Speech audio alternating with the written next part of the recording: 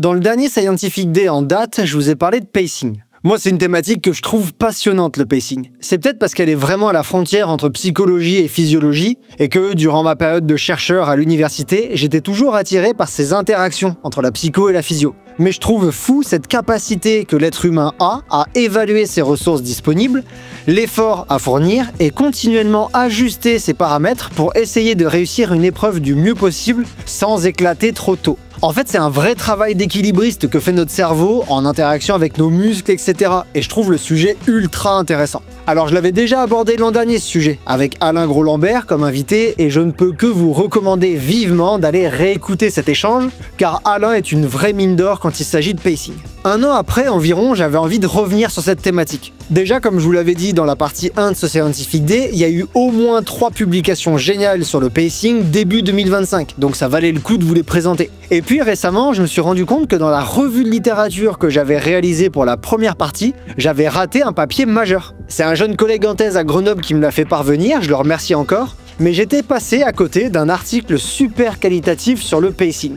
Précisément, c'est le papier de Bertrand Baron, Frédéric Grapp et Alain Gros-Lambert, justement, où ils proposent un modèle pour expliquer le pacing, pour l'étudier, d'une part, mais aussi pour que vous et moi, coureurs et coureuses, on ait une meilleure vision des différents éléments dans notre psychologie et notre physiologie qui nous font adopter une allure ou une autre à un moment donné, qui nous font ralentir ou accélérer, bref, qui nous font moduler notre pacing. Et on a de la chance, car Bertrand Baron, il est francophone, donc j'ai pu lui écrire pour lui proposer cette interview et lui poser les 1000 questions qui me sont venues à la lecture de leur article. Je m'appelle Cyril Forestier, je suis entraîneur de trail et pratiquant, mais surtout docteur en sciences du sport. Vous êtes dans Courir Mieux, le seul podcast de trail qui vous aide à progresser grâce à des conseils fiables basés sur la science. Et je suis ravi de vous présenter ce Scientific Day partie 3 sur le pacing. Avant de commencer, je remercie Suunto, partenaire de Courir Mieux pour la saison 2 du podcast. Les montres Suunto, c'est vos partenaires pour vos entraînements au quotidien, vos compétitions et vos aventures outdoor. Sur vos montres, vous pouvez utiliser des Suunto Plus pour vous aider dans votre pacing, comme Life Pacer, Race Pacer ou encore Race Compagnon, mon préféré, qui vous permet de préparer des notes qui s'afficheront sur votre montre avec vos messages préalablement définis, afin de vous dire par exemple de penser à ralentir sur une portion ou au contraire qu'il est temps d'accélérer à un autre moment. Mais pour bien paramétrer ces messages, écoutons d'abord Bertrand Baron. Salut Bertrand, comment ça va? Salut Cyril, ça va bien et toi, merci? Ça va super. Enfin, moi je crois que ça va un peu mieux que toi puisque j'ai cru comprendre en préparation de cet épisode que tu as malheureusement été touché par l'épidémie de chikungunya que beaucoup de Réunionnais se sont retrouvés à avoir malheureusement. Donc j'espère que ça va mieux. Écoute, merci, ça va mieux. Ouais, y a rien de grave chez moi à part les tendons qui sont un petit peu atteints et qui m'empêchent de courir. Mais bon, ça va, y a pire. Ça va revenir. Je voulais te remercier également une fois parce que ton emploi du temps en ce moment est très chargé comme beaucoup d'universitaires qui sont en fin d'année. De mémoire, c'est des périodes qui sont bien denses, mais on a quand même trouvé un créneau. Donc, je te remercie beaucoup de prendre le temps de parler de cette thématique que je trouve super, qui est le pacing. J'en ai parlé l'an dernier avec donc les auditeurs pourront retrouver l'épisode en ligne avec un collègue à toi, avec qui tu as publié, Alain Gros-Lambert. J'invite vraiment tout le monde à aller réécouter cet épisode parce que je le trouve vraiment passionnant. Et aujourd'hui, je voulais avoir un moment avec toi parce que vous avez publié tous les deux un papier en 2018-2019 sur un modèle du pacing que je trouve super passionnant et qui viendra bien compléter ce qu'on a discuté avec Alain. Avant qu'on commence, est-ce que tu peux te présenter aux auditeurs qui nous écoutent et expliquer un peu sur quoi tu travailles, ce que tu fais, etc. Oui, bah écoute, Bertrand Baron, donc je suis professeur des universités à l'Université de La Réunion, en STAPS donc. Et bah voilà, ça fait un certain nombre d'années, enfin j'ai fait une thèse en physiologie de l'exercice, j'ai envie de dire tout simplement, sur les adaptations physiologiques à l'exercice. Et puis, assez rapidement, j'ai basculé vers la fatigue. Et puis, en basculant vers la fatigue, on est un petit peu obligé de partir vers une approche un peu plus globale, un peu plus holistique. Donc, petit à petit, je suis parti vers la psychophysio et non pas uniquement la physio pour répondre à cette thématique de la fatigue. Puis, ensuite, de la régulation de l'allure, parce que réguler son allure, le pacing, c'est réguler l'apparition de la fatigue. Donc voilà, c'est parti sur ça. Et puis c'est là que j'ai effectivement rencontré Alain Gros-Lambert, Fred Grapp, avec qui on collabore pas mal sur cette thématique. Donc les collègues de Besançon, à qui je fais un petit coucou. J'avais le sentiment, c'est ce que je disais dans l'introduction de l'épisode, que c'est la thématique du pacing, c'est presque une de celles qui est le plus à la frontière entre psychologie et physiologie, tant à la fois de la régulation, on va revenir dessus, de système physio, mais également ça vient en fait enfin c'est des hypothèses qui sont très cognitives et psychologiques à la base, de comment est-ce que tu régules, quelle intensité tu mets dans une situation donnée. Oui, effectivement, moi, c'est la thématique qui m'intéressait, hein. Alors, j'y suis venu à cette thématique, j'ai envie de dire, en tant que coureur, tout simplement, à me poser la question de dire, mais comment je fais là? Qu'est-ce qui se passe dans le cerveau? Parce que c'est forcément dans le cerveau, c'est pas dans les pieds, c'est pas dans les mollets que ça se passe, quoi. Ah si, il y a une partie qui se passe dans les mollets, mais tout ça, ça revient au cerveau. Le cerveau intègre tout ça, tu le disais, il y a une énorme part cognitive qui va faire que on part d'un point A pour arriver à un point B, et on arrive à mettre en adéquation nos ressources avec les spécificités de la nature de la tâche à réaliser, les spécificités de l'exercice avec la fatigue qu'on perçoit et puis aussi le dénivelé, le temps restant, etc. Donc tout ça, c'est, comme tu dis, ça peut pas être que physiologique, c'est cognitif, c'est neurophysiologique, c'est psychologique. Et voilà, donc on est obligé d'avoir une approche globale, une approche holistique pour appréhender un petit peu tout ça parce que c'est un processus très, très complexe et très intéressant. Et j'ai peut-être d'ailleurs pris de l'avance sur la discussion qu'on aurait pu avoir, parce que ma première question, ça aurait été, est-ce que, pour poser les bases pour tout le monde, est-ce que tu peux donner ta définition du pacing? Donc peut-être que ça va revenir sur des éléments que tu viens de discuter, mais je pense que ça va être utile. Oui, c'est jamais inutile de les rappeler, de les reformuler. On pourrait le dire de 10 manières différentes de toute façon, mais c'est effectivement, le pacing, c'est la capacité de régulation de l'allure. Alors c'est quelque chose d'éminemment important en trail, en ultra trail, parce que les temps de passage qu'on pourrait avoir sur une piste, on peut pas reproduire ça en trail et en ultra trail, bien sûr que non.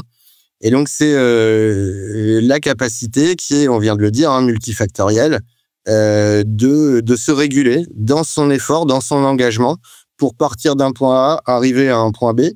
Et sauf qu'en fait, cette capacité de régulation, elle intervient à chaque seconde, parce qu'à chaque seconde, ton point A, il varie. Et ton point B, tu dois estimer au bout de combien de temps j'y arriverai à ce point B. Donc, ce processus qui paraît simple, en réalité, il est infiniment complexe. Et si on doit définir un bon pacing, est-ce que ce serait le fait, par exemple, sur une course, d'arriver à la ligne d'arrivée avec l'impression d'avoir épuisé toutes tes ressources, mais vraiment sur la ligne d'arrivée, t'as plus aucune ressource à ce moment-là? Ouais, c'est exactement ça, hein. Alors, tout dépend, hein. Ça, ce que tu dis, je suis complètement d'accord, c'est si on veut être performant. Si maintenant, c'est notre première ultra, par exemple, je suis pas sûr que ce soit forcément le meilleur pacing à avoir, parce qu'on aura peut-être moins envie de revenir, parce que ce que tu dis, ça implique un engagement énorme et ça va pas forcément laisser une mémoire très positive dans le cerveau. Mais si on veut être performant, tu as tout à fait raison, quelle que soit la distance. L'objectif, c'est de réguler l'apparition de la fatigue et de faire en sorte que la fatigue, elle survienne ni trop tôt, ni trop tard, ni pile poil sur la ligne d'arrivée. Ça, c'est l'idéal, bien sûr. Mais de toute façon, ta réponse me fait penser à une mini-question. Est-ce que c'est réaliste de penser qu'on peut avoir un pacing, par exemple, quasiment parfait sur le premier ultra? Je veux dire, le premier ultra, ce serait du coup une tâche qu'on ne connaît pas. Du coup, j'ai l'impression que si on ne connaît pas la tâche, c'est quasiment impossible d'avoir un pacing parfait sur un ultra, sur une tâche qu'on ne connaît pas.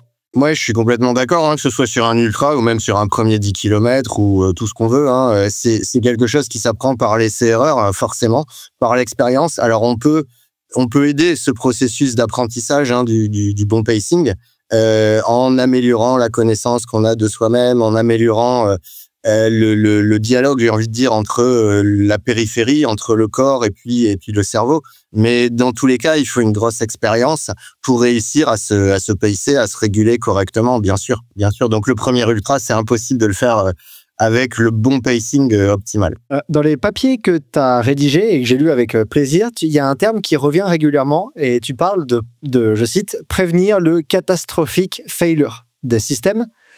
Autant au niveau physiologique que psychologique. Est-ce que tu peux nous parler de ce que tu veux dire par catastrophic failure? Alors en fait, quand on utilise ce terme, c'est pour revenir un petit peu à une approche historique de la fatigue, c'est-à-dire les premiers modèles de fatigue, enfin les premiers modèles.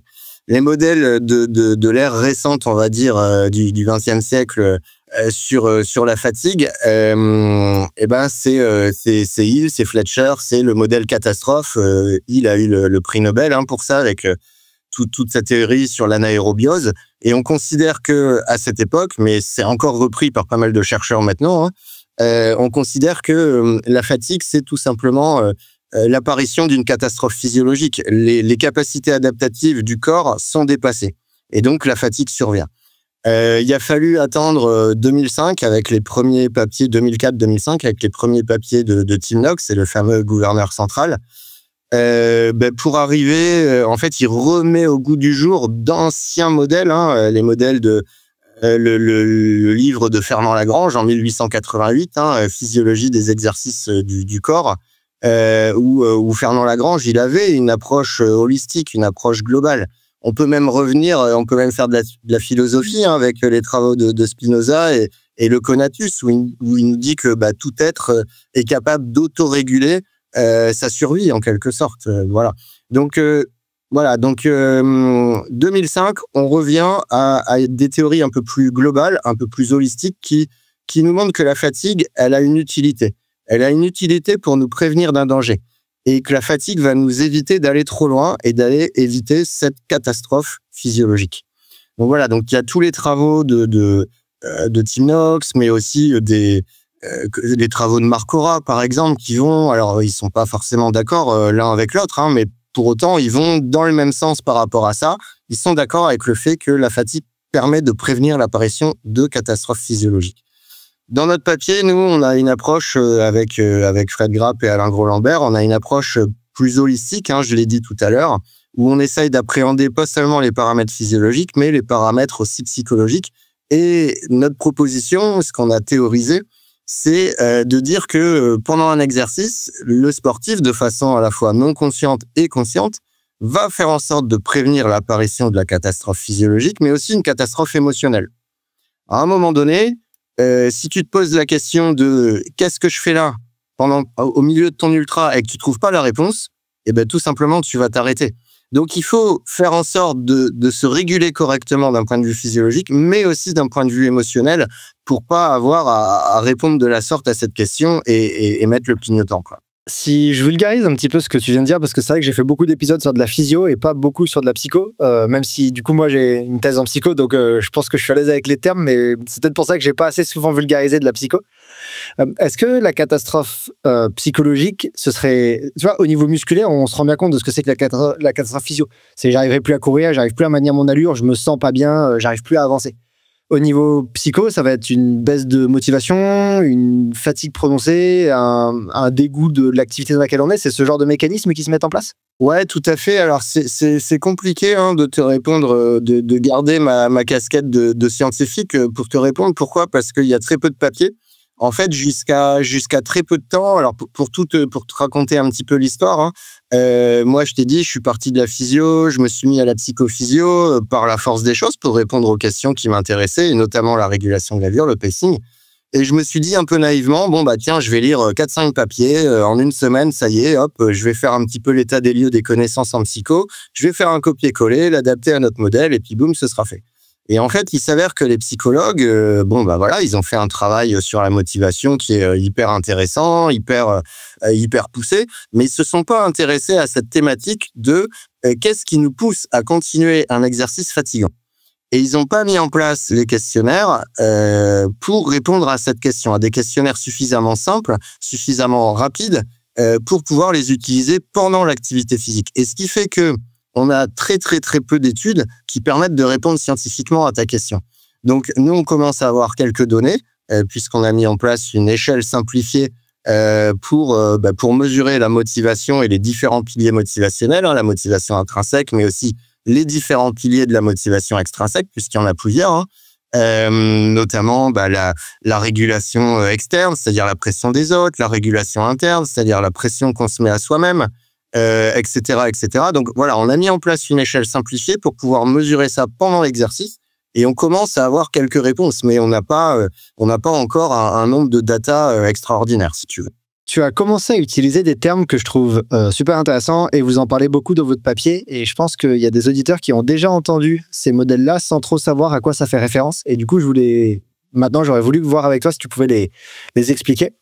On entend, quand on parle de pacing ou de fatigue, etc., on entend souvent parler, vous parlez de 3 modèles.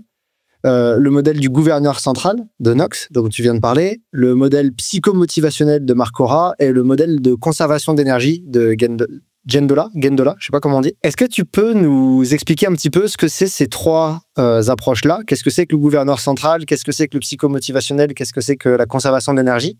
Et peut-être après, comme ça, on pourra faire le lien avec vous. Qu'est-ce que vous proposez et en quoi c'est différent de ces trois approches-là?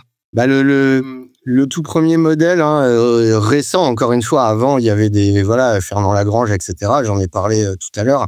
Mais le premier modèle qui fait un petit peu un lien entre la physio et la psycho, c'est le modèle du gouverneur central.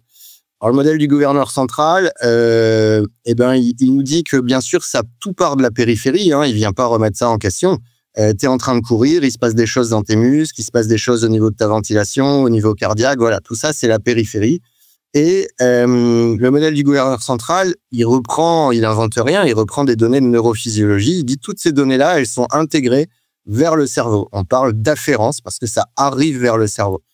D'après ce modèle, une fois que ça arrive vers le cerveau, il y a une régulation par le gouverneur central, ce qu'il a appelé le gouverneur central. Alors, ça lui a été reproché, Tim Knox et son équipe. On a dit qu'il n'avait pas mis en place, il n'avait pas identifié de structure cérébrale, mais c'était pas son objectif dans un premier temps. C'était de dire que le cerveau intégrait tout ça et en bon chef d'orchestre, le cerveau va prendre des décisions en fonction de ce niveau de stress physiologique pour réguler l'apparition de la fatigue et éviter qu'il y ait une catastrophe dangereuse pour l'organisme. Donc après, une fois qu'il y a eu ces afférences, ces arrivées d'informations de la périphérie, il va y avoir, dans le modèle du gouverneur central, deux grandes parties. Une partie non consciente, c'est-à-dire que, notamment le cortex moteur, va sous-réguler, s'il considère qu'il y a un niveau de stress physiologique périphérique trop important, il va sous-réguler le recrutement des unités motrices. Et à partir de là, tu vas, malgré toi et non consciemment, réduire ton intensité pour éviter la catastrophe.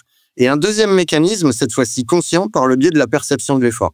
C'est-à-dire qu'on sait qu'une fois qu'il y a ces afférences, il y a une espèce de copie conforme de ces afférences qui nous donne une perception de ces afférences. On parle de la perception de l'effort, la perception la plus étudiée qui a été qu'on peut mesurer facilement grâce à l'échelle de Borg. Tout le monde commence à la connaître largement, cette échelle. Donc de 0 à 10 ou de 6 à 20, il y en a plusieurs. Et une fois que si ton effort est perçu comme étant trop important, pareil, là, de façon consciente, tu vas venir sous-réguler ton investissement. Voilà, donc il y a ces deux parties dans le modèle du gouverneur central. Dans le modèle de Marcora, je caricature, je simplifie bien sûr, mais c'est la même chose, sauf que tu enlèves la partie non consciente. Alors, c'est intéressant, on voit, on est tous formatés à nos études et aux modèles, les modèles qu'on met en place, forcément, viennent de la façon dont on a été formé. Tim Knox, c'est un médecin physiologiste, et Marcora, c'est un psychologue. Donc, Marcora, il a, comme par hasard, je dirais, enlevé cette partie plus neurophysio non consciente pour garder la partie consciente psycho, en disant la régulation par le biais de la perception de l'effort suffit à expliquer la sous-régulation en cas d'apparition d'un stress physiologique périphérique. Gendola et Richter, c'est un modèle, en tout cas une théorie qu'on a intégrée dans notre approche, mais c'est pas purement un modèle sur la régulation de l'allure et sur la fatigue. Gendola et Richter, c'est deux psychologues qui disent que à un moment donné, quand ton effort est perçu comme étant important, t'es confronté à une espèce de dilemme décisionnel. Ta volonté de continuer pour être performant, malgré l'apparition de la fatigue, et ta volonté de réduire ton investissement, ton engagement, pour être sûr d'aller au bout. Voilà, donc par rapport à ce dilemme, tu as une décision à prendre. Voilà, donc on a intégré, nous, cette partie Gendola et Richter dans notre papier, dans notre réflexion. Et est-ce que, juste avant de passer sur votre modèle à vous, il y a peut-être des auditeurs qui ont entendu parler du modèle de la chasse d'eau de Guillaume Millet, qui me semble assez proche de ce que Knox propose, de gouverneur central, puisque, si je dis pas de bêtises, Guillaume, il propose que c'est une chasse d'eau qui se remplit avec les afférences et qu'à un certain moment, tu vas réduire ton allure, ton pacing va changer parce que t'es plein. Est-ce que toutes ces approches-là, elles sont assez proches de ce que les gens ont pu entendre sur le modèle de la chasse d'eau, ou il y a encore des spécificités selon toi? Non, je pense que, alors oui, bien sûr, on pourrait rentrer dans les détails, dans les spécificités de l'article de Guillaume, et ce serait long, et il le ferait mieux que moi, forcément. Mais voilà, son modèle, là, son papier, c'est sur de l'ultra trail, ce qui n'est pas forcément le cas des modèles du modèle de Tim Knox. Mais effectivement, sur sa schématisation de la chasse d'eau, déjà, je la trouve très intéressante, très didactique. Voilà, elle peut être comprise assez facilement par tout le monde, et c'est effectivement ça. Mais t'as raison. Si on simplifie, si on caricature, c'est une reprise du modèle de Tim Knox avec les mêmes paramètres, et le paramètre central, c'est le paramètre perception de l'effort. Ce qui est le cas aussi pour le modèle de Marc Aura. Hein, encore une fois, voilà, ces trois modèles s'appuient sur un paramètre important, le premier paramètre psychophysio, l'effort. Et du coup, est-ce que maintenant que je t'ai fait réciter tes leçons sur ce que les autres modèles proposent, je suis désolé parce qu'en fait, j'aurais pu faire le travail à chacun des personnes qui ont publié ce modèle, mais on est là ensemble, donc je t'ai donné ce rôle. Est-ce que tu peux nous expliquer, vous, votre modèle de 2018 sur le pacing, qu'est-ce qu'il propose particulièrement pour expliquer cette régulation de l'effort? Eh ben, j'ai envie de te dire pas grand-chose de plus, si ce n'est continuer l'approche. C'est-à-dire que nous, on s'est dit, cette approche, le fait d'intégrer l'effort, d'intégrer un premier paramètre psychophysiologique. Alors, pourquoi je l'appelle déjà paramètre psychophysiologique? Parce que, alors on peut l'appeler perception, c'est la perception de l'effort. On pourrait l'appeler, d'autres vont l'appeler sensation, émotion. Bon, la sémantique autour de ça est assez complexe. Moi, j'ai l'habitude d'appeler ça une émotion en m'appuyant sur les travaux de Damasio, qui nous dit qu'une émotion, c'est un point de départ physiologique qui entraîne une régulation comportementale. Ton niveau d'effort, il va venir d'un niveau de stress physiologique, par exemple une augmentation des lactates, par exemple une augmentation de la fréquence cardiaque, etc., etc. À la suite de quoi, tu vas, voilà, il y aura des afférences, il y aura une copie conforme de ces afférences. Comme on disait, tu vas percevoir un certain niveau d'effort qui va correspondre à ton niveau de stress. Et à partir de là, tu vas avoir une régulation comportementale. Je décide de ralentir ou je décide de maintenir mon allure. Donc voilà, donc l'effort, pour moi, c'est la première des émotions. Nous, ce qu'on s'est dit, c'est super intéressant d'avoir utilisé ces émotions dans un modèle de régulation de l'allure, enfin ces émotions, la perception de l'effort, et on va essayer de continuer ce travail. Donc la première autre émotion qu'on a rajoutée, c'est le plaisir. On s'est dit, à partir du moment où on a un certain niveau d'effort associé à beaucoup de plaisir, ou au contraire à très peu de plaisir, ça n'aura pas du tout le même effet. Donc on s'est dit, ça peut être quelque chose d'intéressant. Une fois qu'on a compris ça, on s'est dit, c'est très très intéressant d'aller dans ce sens-là et de rajouter vraiment de la psycho. Et c'est là, ce que je te disais tout à l'heure, une fois qu'on a pris cette décision, on s'est dit, on va lire quelques papiers en psycho et boum, ce sera fait, on va faire un copier-coller. Ben non, c'était pas si simple. Parce que les psychologues ne s'étaient pas intéressés à la motivation, ce qui était le paramètre suprême, j'ai envie de dire, vers lequel on voulait aller. Et ils ne s'étaient pas intéressés à ça. Donc, ce qu'on a voulu faire dans notre modélisation, qui est un modèle théorique à la base, en 2018, c'est intégrer un ensemble de paramètres objectifs, la nature de la tâche à réaliser, la distance, la température, le dénivelé, etc. Le traitement qu'en fait le cerveau, pour dire, tiens, en fonction de mon niveau de ressources et de ses capacités, enfin de la nature de la tâche à réaliser, comment je peux me situer par rapport à ça. Et une fois qu'on se met en mouvement, il y a un certain niveau de stress physiologique qui apparaît, il y a un certain niveau d'effort, il y a un certain niveau de plaisir, et à partir de là, ça engendre un niveau motivationnel qui va fluctuer pendant l'effort, et à partir de là, on va se réguler pour répondre à ce fameux dilemme de Gendola et Richter. Par rapport à mes sensations, est-ce que je décide que je peux rester à ce niveau-là? Est-ce que je décide que je dois ralentir? Ou est-ce que, au contraire, je peux accélérer? Voilà. Donc, on a voulu continuer l'approche de Tim Knox, de Marc Aura, de Guillaume Millet, etc., mais en rajoutant d'autres paramètres psychologiques, le plaisir et notamment la motivation. Sauf que en 2018, on n'avait pas encore de moyen de définir très précisément, en tout cas de mesurer très précisément la motivation. Et on l'a défini comme le niveau d'acceptation de la charge affective. C'était notre définition de la motivation. Et en disant, si on se rapproche trop de ce niveau d'acceptation, ça va devenir dangereux par rapport à cette fameuse catastrophe émotionnelle dont on parlait tout à l'heure. Et donc, on va prendre la décision de ralentir. Par contre, si on a une réserve importante entre notre niveau d'acceptation et ce qu'on est en train de ressentir, on va pouvoir rester à cette allure, voire accélérer.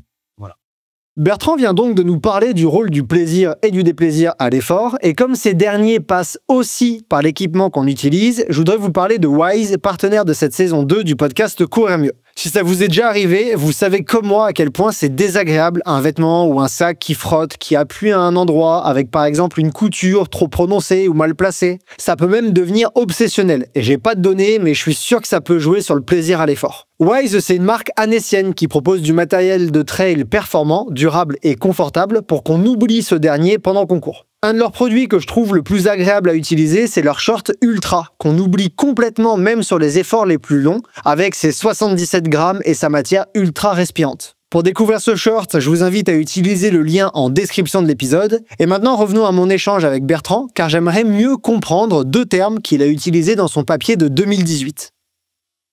Alors, c'est une traduction, donc j'espère que les termes francophones que j'ai choisis sont corrects par rapport aux termes anglais que vous avez utilisés dans votre papier. Est-ce que c'est à ça que tu fais référence quand dans votre article, vous parlez de effort consenti, effort subi? Est-ce que c'est globalement ça l'idée? Parce que là, ce que tu dis, c'est ultra intéressant. Ça veut dire que déjà, un moyen de réguler l'allure que les auditeurs pourraient avoir sur leur course, c'est de se dire je suis pas à un niveau d'effort que je suis en train de subir. Je suis à un niveau d'effort en fait que je suis ok d'accepter, qui est consenti. Est-ce que c'est ça l'idée? Ouais, l'idée effectivement, si on veut aller au bout, c'est de se mettre à un niveau d'effort consenti. Alors, on revient à ce qu'on disait tout à l'heure. Hein, ce consenti, si j'ai aucune expérience, il peut me mener à l'erreur aussi. C'est-à-dire que, je vais te prendre un exemple qui me vient en tête, un exemple personnel. Quand je suis arrivé à La Réunion, il y a une vingtaine d'années, voilà, je venais de la course à pied, mais j'avais jamais fait de trail. Et puis, voilà, je pars sur mon premier trail à La Réunion, le cross du Piton des Neiges. Donc, voilà, comme son nom l'indique, on devait gravir le Piton des Neiges. Et puis, j'étais comme un ado, j'étais comme un enfant. Je regardais le paysage en courant. Et puis, emporté par ma motivation, je me rends compte que j'étais à 8 d'effort.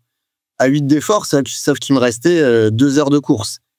C'était l'effort auquel moi, j'avais volontairement consenti. Mais je faisais une erreur. Donc, ton effort consenti, ça suffit pas. Il faut encore qu'il soit en adéquation avec ton niveau de ressources. Et donc là, en me disant ça, je me suis dit, ça va pas du tout. Voilà, faut que je ralentisse. Et donc, j'ai pris une décision. Mais si on a suffisamment d'expérience, effectivement, l'effort auquel on va consentir va nous permettre normalement d'aller au bout. Alors qu'un effort subi, c'est par exemple l'effort dans lequel on va se mettre pour rester dans un groupe. On est dans un groupe qui va à une certaine allure, peut-être un petit peu au-delà de la nôtre, mais on essaye de s'y tenir. Et là, l'effort, on le subit. C'est plus un effort autorégulé. Et donc là, on peut le faire sur une certaine durée, mais si ça dure trop longtemps, ça va nous emmener dans le rouge, effectivement. C'est ce que j'allais dire exactement sur l'effort subi. Tu peux, et ça rejoint peut-être un petit peu ce que Alain Groslambert expliquait dans l'épisode que j'ai fait avec lui, où il parlait de prise de risque, lui, parfois. On peut accepter un effort subi sur une courte période, ou par exemple sur une fin de course. Le moment où on sait qu'on va tenir, nos ressources nous permettent de tenir X minutes, peut-être 1 heure, comme ça, mais c'est pas quelque chose, on sait qu'on court vers la catastrophique failure, comme tu dis. C'est un peu ça que tu viens de dire. Ouais, c'est complètement ça, on est d'accord. Alors, ça veut pas dire, encore une fois, que pendant une courte durée sur une course, c'est pas une bonne idée. Effectivement, rester dans les pieds, rester dans un groupe en se disant, tiens, ça me permet d'aller jusqu'à tel point de ravitaillement et après je verrai, après je ralentirai, ou ça me permet d'aller jusqu'en haut du col et après c'est de la descente, ce sera différent. Donc oui, ça peut être une bonne idée, mais il faut pas que ça dure trop longtemps. Parce que sinon, ça veut dire que on se met au-delà de notre régulation de l'allure naturelle et donc on va aller vers une catastrophique failure, comme tu dis. Dans votre papier, vous parlez aussi de quelque chose que je suis pas sûr d'avoir compris et que je trouvais intéressant, c'était la balance affective. Peut-être que c'est quelque chose que tu as déjà défini dans la réponse précédente et j'ai pas compris que c'était ce concept-là. Est-ce que tu peux revenir dessus et nous expliquer ce que c'est? Ouais, tout à fait. C'était dans un premier papier en 2011, il me semble. C'était le tout début de l'aventure, hein, j'ai envie de dire. C'est quand on a décidé d'intégrer le plaisir. Et la balance affective, c'est la charge affective en français. C'est la différence entre le niveau d'effort et le niveau de plaisir. Voilà, donc c'est 2 échelles de 0 à 10 pour définir le plaisir. Pour quantifier le plaisir, on a pris la même échelle que Borg. Sauf qu'on a changé la question, on a dit, on a changé en disant non pas quel est ton niveau d'effort, mais quel est ton niveau de plaisir. Et à partir de là, on peut faire la soustraction entre les deux échelles.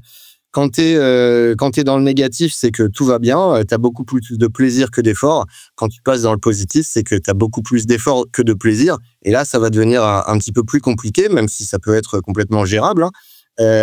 Et c'est là que tout à l'heure, je te disais, dans notre modèle, on a la motivation, on l'a définie comme le niveau d'acceptation de cette charge affective, c'est-à-dire la différence entre l'effort et le plaisir. Et on s'est rendu compte en fait que en utilisant ces échelles, que le niveau de performance maximale, tu allais l'atteindre quand tu as beaucoup d'efforts, parce qu'il ne peut pas y avoir de production de performance sans engagement, mais qui a associé à ça beaucoup de plaisir. Souvent, les records, quand on regarde les records personnels des athlètes, ils sont battus dans ces conditions-là. Énormément d'efforts avec énormément de plaisir. J'ai déjà vu des athlètes qui étaient à 10 d'efforts et 10 de plaisir. Par contre, si tu es à 10 d'efforts et 5 de plaisir, il y aura certainement moins de performance que quand tu es à 10 et 10. Alors là, ce que tu viens de dire, je fais un petit parallèle avec un autre cas théorique que je connais un petit peu et qui est parfois utilisé un peu à tort et à travers, mais ça me semble être exactement ce que tu viens de dire. C'est un peu l'effet flow de Csikszentmihalyi, etc. L'effet flow, on sait que c'est... Alors, parce que... Je replace ce contexte parce que c'est quand même très très souvent utilisé à tort et à travers, je trouve, le terme flow, mais des cours que j'ai eus et des conférences que j'avais entendues sur le flow, c'est très rare, c'est plus ou moins associé à de la performance, mais bon, de toute façon, un athlète de haut niveau, il est performant, qu'il prenne du plaisir ou pas, il y a des petites différences, mais il reste quand même très performant. Mais par contre, c'est surtout que c'est un moment où le plaisir, la sensation de contrôle, l'extase dans l'activité, elle est maximale. Et là, si tu me dis, je suis à 10 d'effort, je suis à 10 de plaisir, ça ressemble quand même à ce qu'on appelle le flow, non ? On est bien d'accord, mais souvent le flow, il est associé à une performance non pas énergétique, mais une performance motrice à des actions motrices compliquées, du tennis, du basket, etc., des gestes moteurs compliqués. Souvent, c'est pas associé à une activité énergétique beaucoup plus simple d'un point de vue moteur, comme la course à pied. Et effectivement, il me semble bien que dans notre papier, on finit par associer ça, par citer le mot flow, mais je suis même plus sûr. Mais en tout cas, tu as raison, ça y ressemble. Ça y ressemble, mais c'est dans un autre contexte. Ouais. Bon, de toute façon, moi, ce que j'avais retenu des travaux sur le flow, c'est que c'est extrêmement difficile à mesurer, puisque on ne sait pas le déclencher. C'est des mesures toujours rétrospectives où l'athlète l'a vécu, donc il rapporte, c'est super rare. Donc c'est peut-être aussi très compliqué dans une publication de vouloir racoler les littératures quand on sait que celle sur le flow est de mes souvenirs assez maigres. Une question que je me posais, c'est à la lumière de votre modèle et de tout ce que tu viens de nous expliquer, comment est-ce que tu peux interpréter les départs qu'on voit des fois trop rapides sur des ultra-trails? Est-ce que c'est des erreurs de perception d'effort? On est super frais, donc on part très vite parce qu'on pète le feu. Est-ce que c'est un excès de motivation parce que dans le contexte, on est super motivé? Est-ce que c'est un mélange de tout ça? Ouais, j'y ai un peu répondu tout à l'heure quand je t'ai pris mon exemple personnel en te parlant de mon premier trail, c'est exactement ça. À La Réunion, moi, forcément, je vais régulièrement voir le départ de la Diagonale des Fous, et puis quand ils sont lâchés, ils sont dans l'euphorie, ils sont dans voilà, c'est quelque chose, un moment assez magique, tellement magique que tu as du mal de retenir tes émotions, j'ai envie de dire, de les placer au bon niveau. Donc effectivement, les départs trop rapides, ils peuvent être associés à ça. Ils peuvent être associés au fait d'avoir envie de suivre un tel et de perdre un peu la raison, je dirais, de mettre un peu trop la passion devant la raison. Et assez rapidement, le niveau de stress physiologique fait que les émotions reviennent et nous rappellent que tiens, peut-être là je suis parti un petit peu vite. À un moment donné, la réalité elle revient quand même. Mais oui, ça peut s'expliquer par ça, tout à fait. Les auditeurs vont penser que je parle tout le temps de lui, mais je trouve que quand on parle de pacing, c'est très difficile de pas penser à Ludovic Pommeret, athlète de Ultra Trail, qui est excellent et qui, quand tu le regardes par exemple sur l'UTMB l'an dernier, il n'est pas dans le groupe de tête, il est un peu derrière, il est super calme. Des fois il fait un peu le show, il s'est amusé à rigoler, mais pendant 2 kilomètres, il avait rigolé il y a 2 ans, un truc comme ça. Mais en fait après il passe plutôt aux arrière-postes, il est super calme, il est très... Bon, il a beaucoup d'expérience, tu le vois passer au premier point de passage, au 20e, il est dans les 50 premiers parce qu'il régule en fait, et en fait il termine 5e, hein. Donc en termes de régulation d'effort sur un UTMB, je pense que c'est un excellent exemple qui joue peut-être pas trop avec ses départs trop rapides. Je sais pas si je peux juger trop, mais en tout cas très rapide. Une question que je vais te poser, c'est selon toi, est-ce qu'il existe un profil psychologique, émotionnel, particulier avant une course dans lequel les auditeurs pourraient essayer de se glisser dans ce profil pour essayer d'avoir déjà un meilleur pacing sur leur course, peut-être éviter certaines erreurs ou arriver dans un état émotionnel qui soit plus favorable à un bon pacing? C'est compliqué de répondre pareil scientifiquement à ta question parce qu'on a encore trop peu de recul, on est trop peu à travailler sur ça, donc on a trop peu de données pour y répondre de façon très précise. On a avancé sur les profils psychologiques un petit peu, notamment toujours avec Alain, avec Fred, avec d'autres collègues où on avait fait passer un questionnaire sociaux en amont de la course et on avait vu un petit peu comment évoluer différentes catégories de pacing en fonction de ces questionnaires sociaux.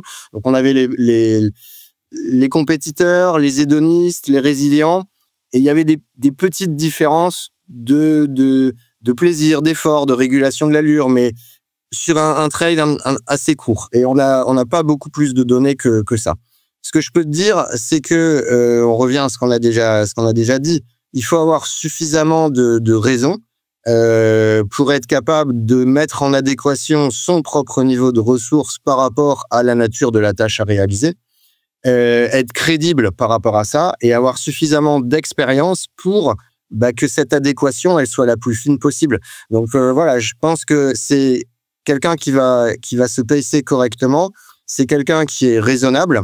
Tu parlais des départs trop rapides, on le voit. Alors quand on dit départ, c'est souvent pas les premiers kilomètres, mais ça peut être les 2, 3, 4 premières heures de course sur un ultra qui va en faire 40. Voilà, ça c'est quelque chose qui est pas raisonnable.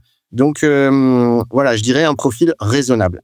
Dans un épisode de podcast que j'avais entendu, il y avait une chercheuse en sciences du sport qui disait on s'en moque des départs trop rapides, on s'en moque de vouloir partir trop fort, d'être trop intense.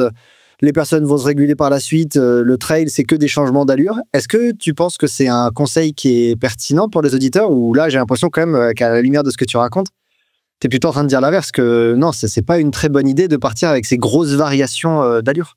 Non, on le voit, on peut calculer ce qu'on appelle l'indice de pacing. Là, on commence à avoir des données récentes. On est en train d'écrire 2 papiers là-dessus, avec des étudiants en thèse et puis toujours les mêmes collègues. L'indice de pacing, tu viens calculer ta moyenne d'allure sur l'ensemble de ton trail. Et puis, point après point, tu regardes par rapport à cette moyenne, si tu es au-dessus, si tu es en dessous. Et on voit que ceux qui sont les plus performants sont ceux qui sont les plus réguliers. Alors, ce serait pas vrai sur un 800 mètres, ce serait pas vrai sur un 1500 mètres. Là, on parle de trail ou d'ultra-trail. On a intérêt d'être régulier. Et on le voit bien, toute personne qui court sait bien que si à un moment donné, on est allé un petit peu trop loin parce qu'on a voulu suivre un groupe, parce qu'on a voulu... C'est comme si c'était un ballon de baudruche qui était gonflé avec notre niveau de réserve et si on va trop vite, on met un coup de canif dedans, quoi. Et là, d'un coup, on perd et on va mettre des heures à le récupérer. On va mettre des heures à payer cet effort. C'est connu en cyclisme, c'est connu... Voilà, je pense que j'ai parlé de Fred Grapp, voilà, qui est directeur de performance d'une équipe cycliste pro française. Les travaux en cyclisme sont très, très importants. Faut pas oublier que le trail, c'est un sport qui est très jeune, qui s'est développé à une vitesse extraordinaire, mais pour lequel on a encore relativement peu de données et que les données sont difficiles à mesurer. En cyclisme, ils ont la chance d'avoir les capteurs de puissance. À chaque tour de pédale, on a une donnée de puissance en plus du reste. Alors, c'est pas parce qu'ils ont tout ça que les données perceptives les intéressent pas. Fred Grapp s'y intéresse beaucoup, on travaille ensemble, alors qu'il a des données de puissance très, très performantes, très objectives. Mais voilà, on a des données, on peut faire des copier-coller du cyclisme vers le trail pour comprendre des choses. Et encore une fois, on sait que en cyclisme, celui qui va partir un peu trop vite, il peut avoir raison parce qu'il veut partir dans une échappée, etc. Si l'échappée va pas au bout, quand le peloton revient, il a plus aucune chance de suivre parce que son niveau de réserve aura été épuisé.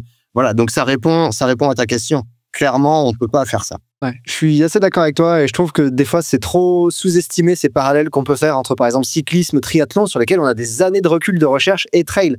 Oui, le trail a des spécificités, c'est sûr et certain. Ça veut dire qu'on peut pas copier-coller.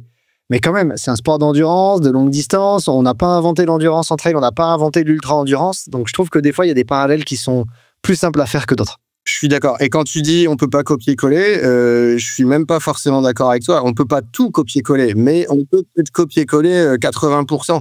Et on a intérêt de le faire pour avancer là-dessus. Et ensuite, on s'intéresse aux spécificités parce que bien sûr, on peut pas tout copier-coller. Bien sûr, il y a des spécificités au trail. Ouais, je suis 100% d'accord.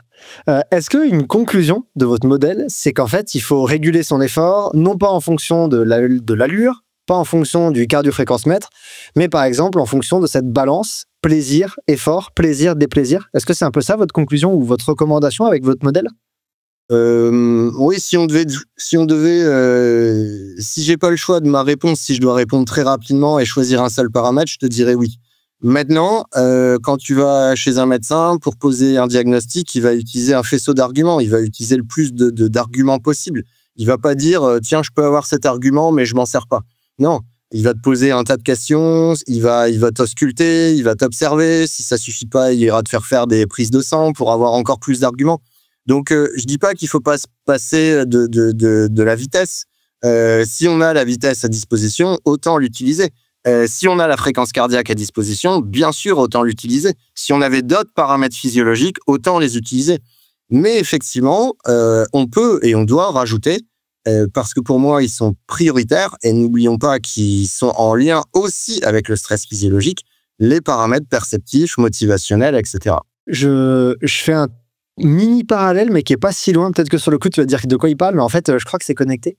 Souvent, quand on me pose un peu des questions dans le genre, ça arrive souvent, est-ce que je dois regarder ma fréquence cardiaque ou mon allure? Tu vois, A ou B. Et moi, je me dis, bah, en fait, pour prendre une décision, tu regardes par exemple dans un tribunal, il n'y a pas un juré. Il n'y a pas une preuve contre la personne, il y a un faisceau et on accumule des preuves et des preuves et des preuves et des choses qui font penser que, et au bout d'un moment, la balance, elle penche et on dit, bon, je prends cette décision. Et du coup, c'est un peu ce que tu viens de répondre. Moi, j'ai envie de dire, bah, ni l'un ni l'autre, c'est un peu tout. Je suis d'accord, voilà, c'est un petit peu tout, c'est exactement ce que tu viens de dire. Moi, j'ai pris l'exemple du médecin, tu viens de prendre l'exemple du tribunal, des jurés, mais on est 100% raccord. Après, encore une fois, alors, bon, on pourrait en parler très longuement, je vais pas m'étaler, mais on pourrait aller vers le domaine de ce qu'on appelle la conscience interoceptive. Percevoir correctement les émotions, ça vient de notre sensibilité interoceptive, c'est-à-dire le dialogue entre la périphérie, le corps et le cerveau. Et en travaillant ça, eh ben effectivement, on peut se passer de paramètres plus objectifs comme la vitesse, comme la fréquence cardiaque, parce que nos émotions font le job. Et je crois bien me souvenir que sur la Diagonale des Fous, une fois, un vainqueur l'a fait sans chrono, sans cardio-fréquence-mètre et juste aux sensations. Et bien sûr, comme il se connaît bien, ça suffit, bien sûr. Si je dis pas de bêtises, c'est Antoine Guillon qui a appelé le métronome. Et du coup, là, tu viens de dire exactement ce que j'essaie de dire aux gens, c'est il se connaît bien, c'est-à-dire qu'il a des années d'expérience, c'était son 50e ultra. Je veux dire, au début, tu es un novice et il va te falloir pas mal de courses avant de te connaître bien et surtout te connaître dans ces zones d'effort. Je veux dire, même si à l'entraînement, tu fais 10 heures de sortie longue ou 12 heures, c'est encore très loin de la fin d'une Diagonale des Fous. Et donc, mais une fois que tu te connais, effectivement, petit à petit, tu peux te passer de plein de choses. Est-ce que, tu l'as un peu mentionné là, avec des papiers en cours, des doctorants, est-ce que votre modèle, depuis 2018, vous l'avez testé sur le terrain? Est-ce que vous avez des résultats qui confirment, qui l'ont fait évoluer? Ou est-ce que c'en est un peu les données empiriques autour de votre modèle théorique?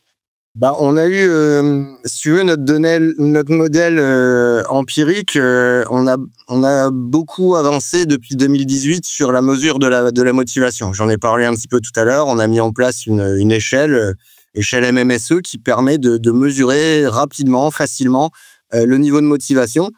Donc là où en 2018, on définissait de façon théorique la motivation comme étant le niveau d'acceptation de la charge affective, maintenant on est capable de mesurer cette motivation.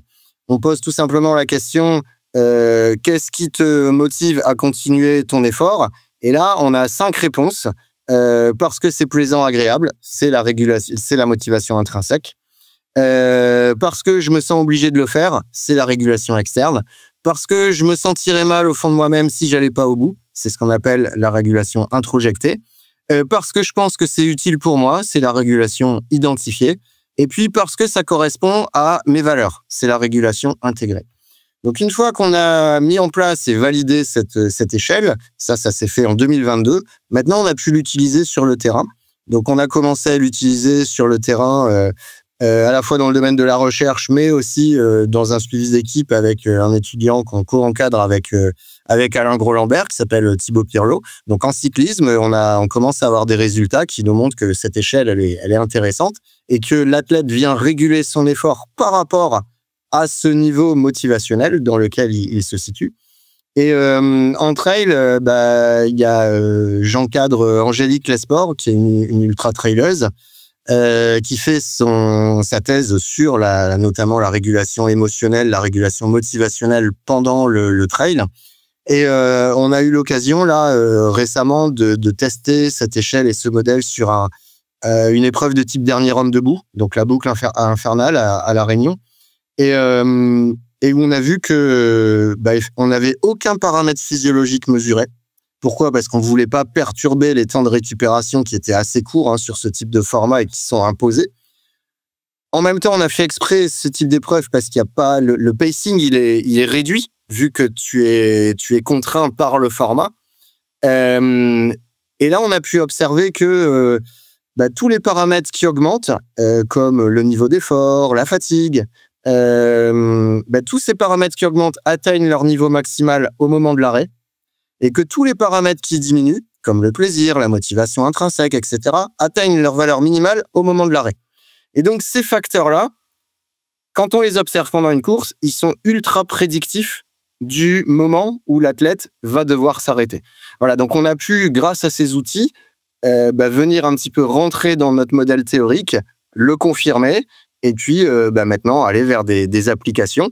Et la suite à ça, c'est d'identifier des profils motivationnels individuels pour pouvoir travailler là-dessus à l'entraînement. Je crois que la suite, alors il va nous falloir un petit paquet d'années encore, mais la suite c'est ça. C'est-à-dire que pour l'instant, on est capable depuis des décennies d'individualiser l'entraînement par rapport à des réponses physiologiques, par exemple les seuils ventilatoires, la VMA, etc., etc. L'idée maintenant, c'est de déterminer des profils psychologiques individuels dans l'effort et d'individualiser l'entraînement, les charges d'entraînement par rapport à ce profil-là pour faire en sorte que on travaille sur le corps, mais on travaille aussi sur les capacités motivationnelles de l'athlète. Donc en fait, là, tu es en train de dire que pour améliorer le pacing, il y a des choses au niveau psychologique qui peuvent s'entraîner a priori, comme, je sais pas, améliorer la capacité à tolérer un inconfort, améliorer la capacité à switcher au niveau motivationnel quand on voit qu'on est focalisé sur des choses externes, arriver à se remettre sur de l'interne. C'est un peu ça que tu viens de nous dire? C'est un petit peu ça, et le switch dont tu parles, il est très intéressant. On l'avait cité dans notre papier. C'était il y a quelques années là sur l'UTMB. Quand t'as mince, les noms m'échappent, t'as Kylian qui est à la course avec Mathieu Blanchard, merci. Et là, Mathieu explique que sur le bord du chemin, alors qu'il se dit mince, ça y est, alors qu'ils se battaient, ils étaient ensemble depuis X temps, un coup l'un devant, un coup l'autre. Et puis là, t'as Kylian qui part, et puis sur le bord du chemin, t'as un spectateur qui dit à Mathieu que finalement, il peut faire quand même le deuxième meilleur chrono de toute l'histoire. Et là, il raconte qu'il switch, et qu'une fois qu'il switch, il sent plus la fatigue, il vole tout seul, quoi. Et donc, ce switch, il est très, très, très important. Encore une fois, je le disais tout à l'heure, si à un moment donné, tu te dis, mais qu'est-ce que je fais là? Et que tu trouves pas la réponse à ça, tu vas t'arrêter. Si maintenant, tu es là pour répondre à un objectif et que cet objectif, il te permet pas, enfin, tu vois qu'il est pas atteignable, mais que tu arrives à switcher vers autre chose, ça aura encore un sens. Plus du tout le même sens, mais ça en aura un autre. Et tu pourras aller au bout et pourquoi pas être encore très, très performant. Donc, il faut, je pense que la chose à travailler avant, c'est le sens de notre engagement. Pourquoi on fait ça? Pourquoi on a pris ce dossard? Et pas forcément, si la seule raison, c'est le syndrome de la machine à café du lundi matin, pour pouvoir dire aux copains qu'on a fait telle ou telle course, bah, c'est pas forcément bon, ça n'ira pas très longtemps. C'est uniquement de la régulation externe dont j'ai parlé tout à l'heure. C'est pas un facteur autodéterminé et c'est pas ça qui va nous permettre de tenir longtemps et d'être très performant. J'avais, juste pour compléter ce que tu viens de dire, j'ai participé à des mesures sur l'UT4M à Grenoble, qui est une épreuve très longue. Alors, je sais pas trop comment ça a avancé parce que il y a eu des difficultés de mesure, donc il y a des choses qui ont dû évoluer. Mais moi, j'avais proposé qu'on s'intéresse à la capacité cognitive de flexibilité mentale, c'est-à-dire ta capacité à, par exemple, à compter puis rester l'alphabet, parce que je me disais que cette capacité à switcher, elle peut expliquer quelque chose. Et j'ai hâte de voir dans les années à venir si jamais ça va avoir un poids un petit peu sur l'effort fourni en ultra, etc. Je te propose juste avant de conclure qu'on passe par la rubrique Gollum met la lumière sur. Gollum, c'est un partenaire du podcast Quoi mieux pour la saison 2. Et donc à chaque épisode, je propose aux auditeurs de proposer des questions et j'en sélectionne une que l'expert aborde. Celle que j'ai choisie là, je la trouvais intéressante. Est-ce que toi, tu as des astuces, des conseils? Est-ce que ça te semble possible de définir a priori, avant une course, un pacing réaliste, c'est-à-dire qu'il soit challengeant mais accessible, mais au regard de tout ce qu'on vient de discuter, c'est-à-dire autant au regard de la fréquence cardiaque, de l'allure qu'on va mettre, que au regard du plaisir, du déplaisir? Est-ce qu'il y a un moment où on peut se dire, bah, à partir d'ici, j'accepte de rentrer dans le déplaisir à partir d'ici, jusqu'ici, ça doit être du plaisir, dans l'inconfort? Et qu'est-ce que tu peux nous dire pour cette espèce de jaugeage a priori de ce qu'on va vivre dans la course? C'est compliqué comme question, hein. Je te remercie de m'avoir choisi. Je suis désolé. Non, moi, c'est une question super intéressante, mais hyper vaste, hyper complexe. Je pense que on peut... alors encore une fois, dans la réponse, il faut dissocier ceux qui ont énormément d'expérience et ceux qui n'en ont pas, parce que c'est complètement différent.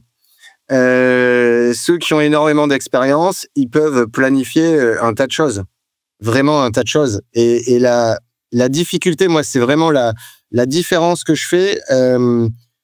Je fais une parenthèse, hein, je m'échappe un peu, désolé pour répondre à ta question, et ça me permet de réfléchir à la réponse en même temps. Tu vois, moi, je viens du demi-fond. En demi-fond, c'est assez facile de reproduire X fois le même entraînement. Et donc, on peut s'entraîner assez facilement en demi-fond. Quand tu fais du 1500 mètres, tu peux fractionner X fois ton 1500 mètres à chaque séance et à chaque jour, etc., etc. Quand tu fais et donc, tu peux reproduire très facilement, tu as tes temps de passage à la seconde près, etc. L'ultra trail, la question c'est est-ce qu'on peut réellement s'entraîner à l'ultra trail? En tout cas, on peut pas reproduire le modèle dont je viens de te parler sur le demi-fond. Parce qu'on peut pas fractionner, on peut pas. Alors, l'élite internationale, oui, ils font je ne sais plus combien de trails par an et donc ils peuvent avoir une espèce de reproductibilité comme ça. Encore que, il y a des différences de dénivelé, de climat, etc., etc. Donc, ça, on n'est pas sur une piste d'athlète, c'est déjà plus compliqué, mais pour eux, ça reste possible. Pour monsieur et madame tout le monde, c'est pas possible. C'est pas possible. Donc, tu peux essayer de reproduire. Je pense que la meilleure idée, c'est de reproduire des niveaux d'effort, de plaisir, de sensations qu'on a eu sur des sorties longues et en se disant, compte tenu du niveau de motivation que j'aurai ce jour-là du fait de l'événement, du fait de la course, j'arriverai certainement à rester dans cette zone-là plus longtemps. Et si ça se passe mal, j'arriverai à serrer les dents parce que je serai très motivé pour être finisher. Donc ça, on peut faire. Mais je pense que la meilleure chose à faire, c'est d'être capable de switcher et de se dire assez rapidement, OK, j'avais prévu ça, mais dans tous les cas, ça se passe pas comme j'avais prévu. Et être très, très rapidement capable de dire, ben, je change d'objectif, je change mes temps de passage, je change tout. Et celui qui est pas capable de changer, a 9 chances sur 10 d'abandonner. Voilà, donc je sais pas si j'ai pleinement répondu à la question.